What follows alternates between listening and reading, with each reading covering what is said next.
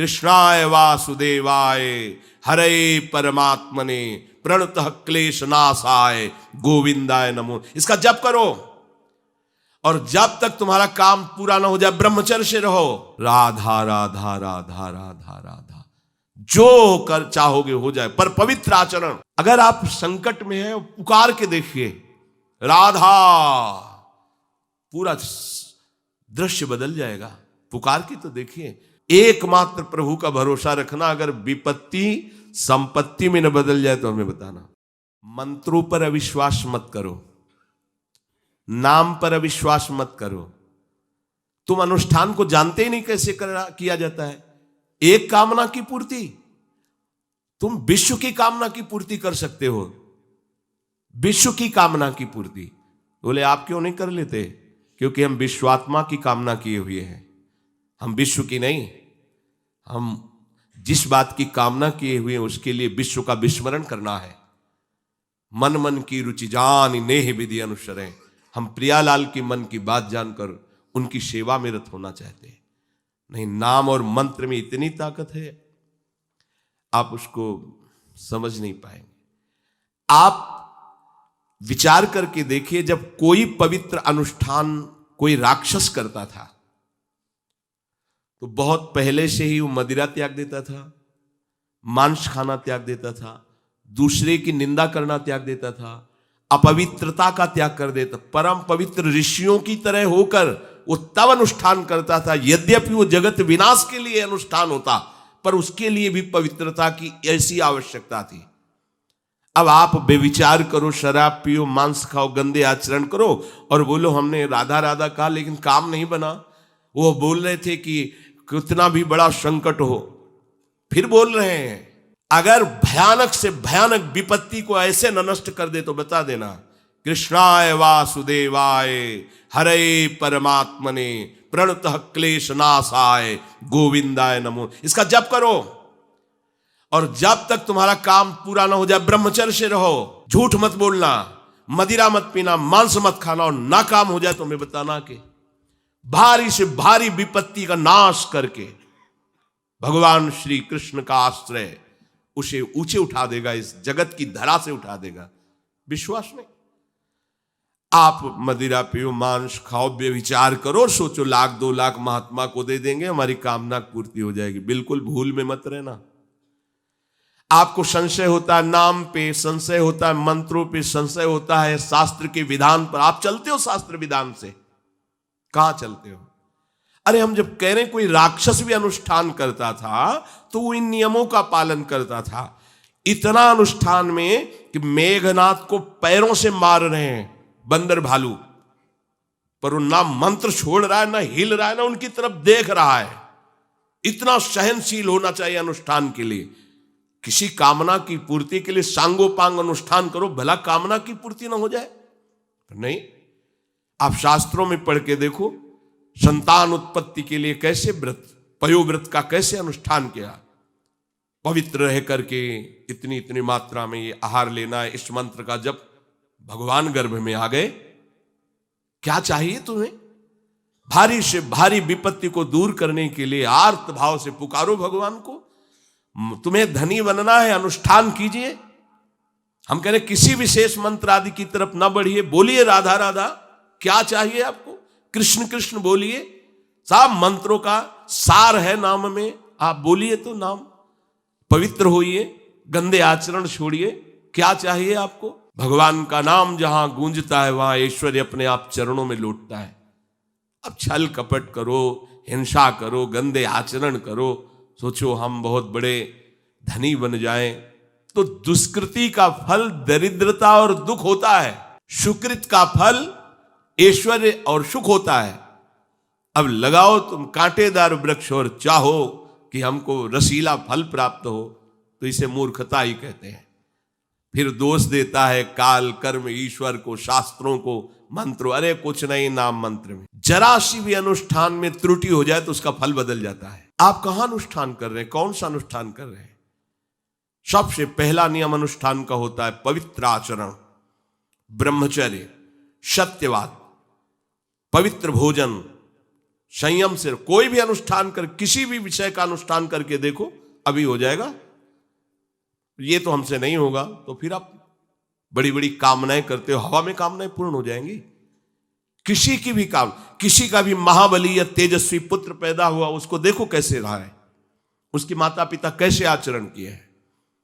10,000 वर्ष तक भगवान श्री हरि में मन लगाकर निरंतर मंत्र जपने पर कश्यप और विंता जी ने भगवान गरुण जी को प्रकट किया। भगवान गरुण जी श्री हरि के वाहन, प्रथम पुत्र अरुण जी जो सूर्य के सामने बैठे हुए हैं, सारथी बने।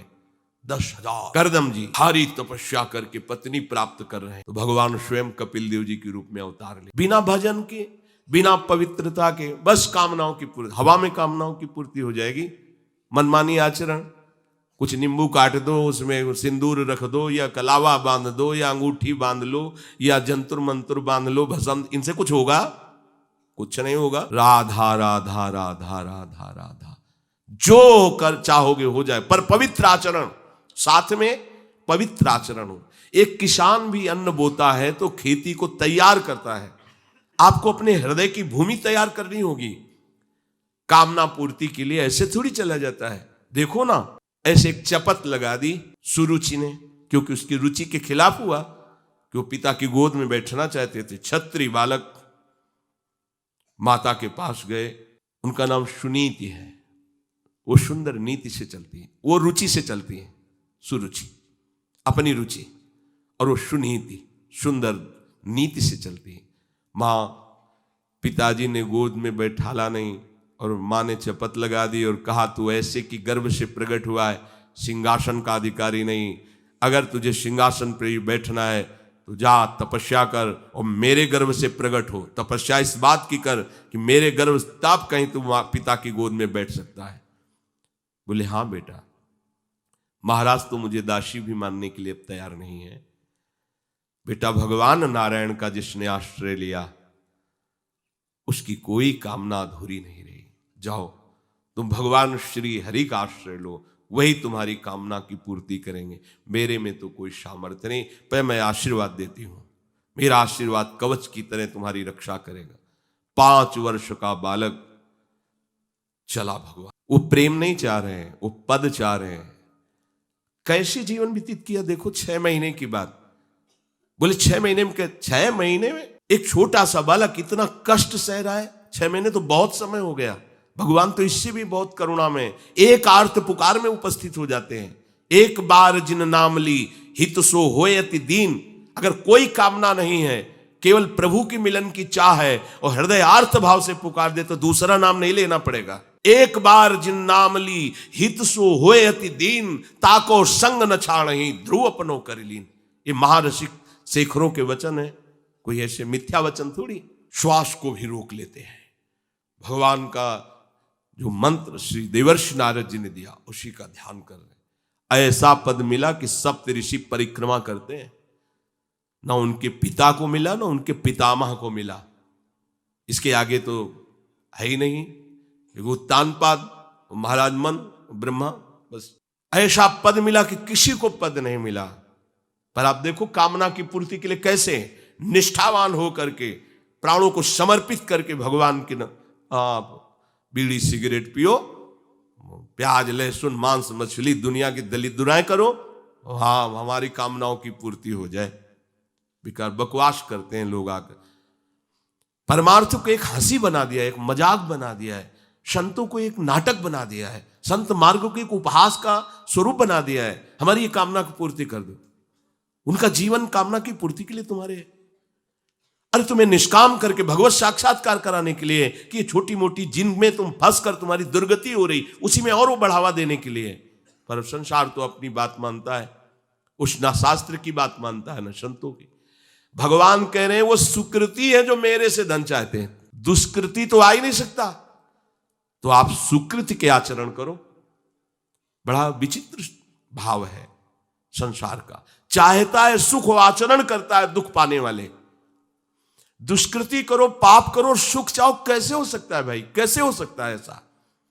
तुम सोचो हम अपने बल से कर लेंगे तुम्हारा बल काम नहीं करेगा। जब थोड़े दिन की स्वतंत्रता दी जाती है, जाओ आप 50 वर्ष, 60 वर्ष, 80 वर्ष आपको समय मिला है, आप चाहे घोर पापाचरण कर लो और चाहे बहुत बढ़िया तपस्या भजन पुण्य कर लो, छूट है, आपको विघ्न नहीं पहुंचाया जाएगा। हाँ, कोई महत अपराध कर दोगे तो फिर तो बख्शा नहीं जाएगा।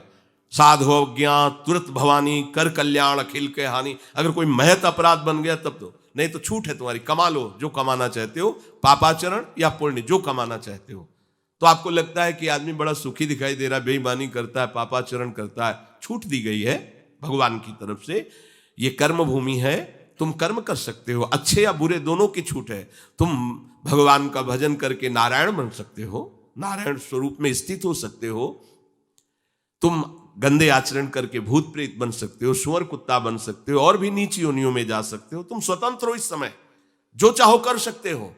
ये हर योनि को छूट नहीं, केवल मनुष्य योनि को छूट है। और तो सब अपने विवश होकर कर्मों को भोगना ही पड़ेगा, चाहे वो देवता क्यों ना हो। सावधान हो जाओ, भगवान ने छूट दे दी। ये यहां नहीं कह रहे कि तुम निष्काम ही होकर हमारी शरण में आओ। बड़े कृपाल हैं, जगत पिता है ना, वो कह रहे हैं कि आर्तो जिज्ञासु रर्थार्थी ज्ञानी चो भरतर्षभ।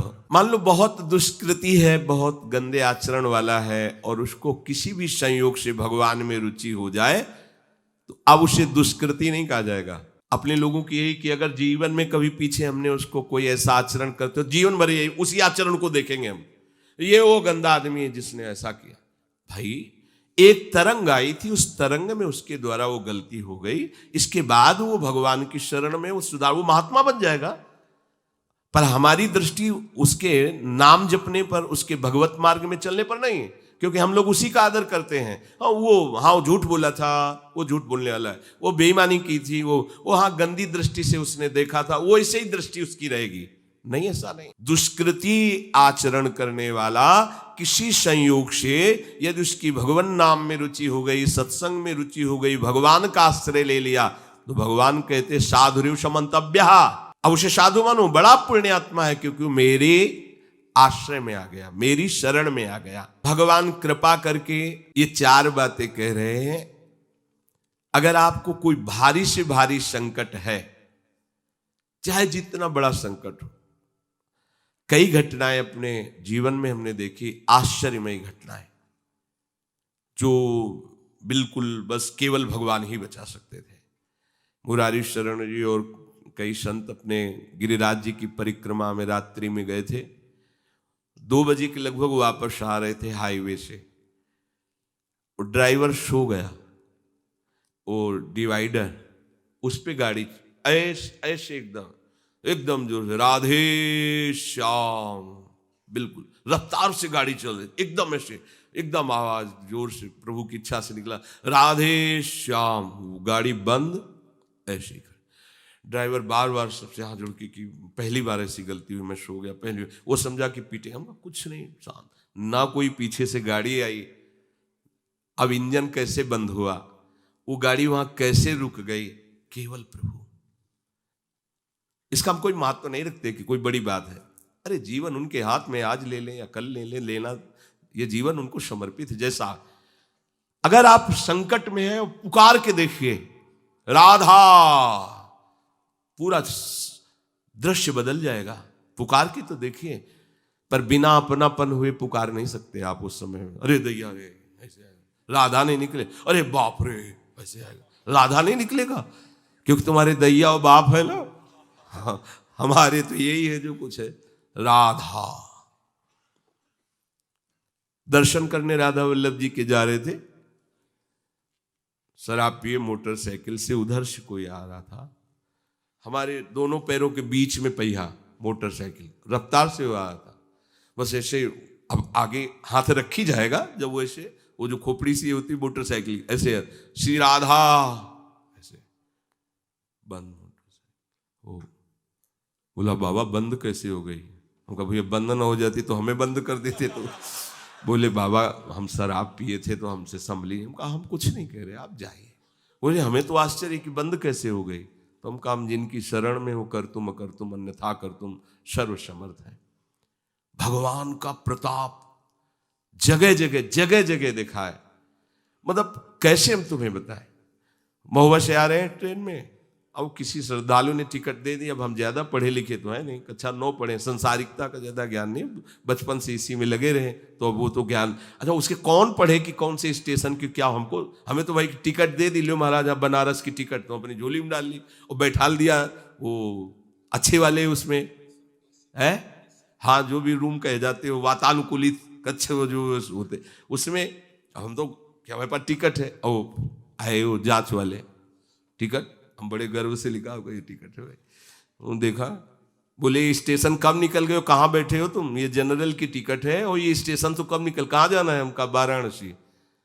बोले तुम्हारे पास टिकट तो है नहीं। और अब पावर होता है जब, तो फिर उसमें, और हमारी और नई अवस्था उस समय थी 24-28 के बीच की जो अवस्था, वो कुछ बोलने, अभद्र शब्द बोलने वाले, खड़े हो चलो हमारे साथ बोलने।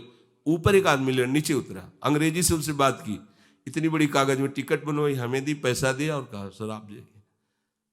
कोई नहीं, कौन है ये, कौन उतर के आ रहा है, कौन सहयोग कर रहा है, हरि जिसके सहारे हैं वो एक एक कदम पर दुलार कर रहा है।